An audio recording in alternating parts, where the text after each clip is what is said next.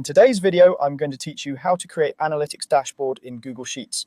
We'll keep this simple and powerful by building two tabs, one for your raw data and one for your calculations. First, set up a tab and name it raw data. This is your log, the single source of truth your dashboard will rely on. Create 5 columns in this order: date, metric, source, spend, and revenue.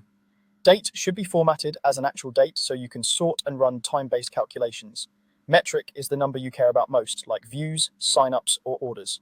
Source tells you where the traffic or activity came from, such as organic or paid.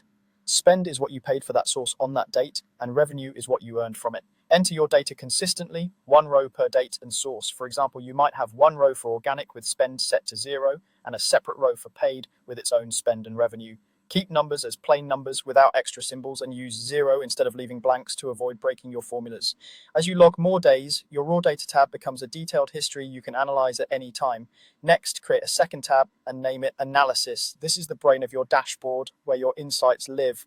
Start with a growth rate calculation to see if performance is accelerating. The idea is simple. Take today's metric, subtract yesterday's metric, then divide by yesterday's metric. In formula form, that's today metric, yesterday metric, divided by yesterday metric. Format the result as a percentage. Positive means you're growing day over day. Negative means you slipped and may need to investigate. Now evaluate profitability with ROI or ROAS by dividing revenue by spend. If you spent 20 and generated 60, that's a 3.0 or 300% return. Be mindful of days where spend is 0. Use a protective wrapper like iFerror to return a blank or a 0 instead of an error. Consistent formatting here helps you spot trends quickly.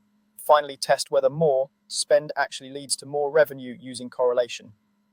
In Google Sheets, use the correl function across your spend range and your revenue range.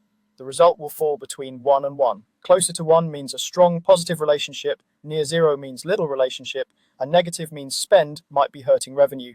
This helps you decide whether increasing budget is likely to pay off. That's it. Keep feeding the raw data tab and your analysis tab will continuously surface growth, profitability, and relationships, forming a solid foundation for a clean Google Sheets analytics dashboard.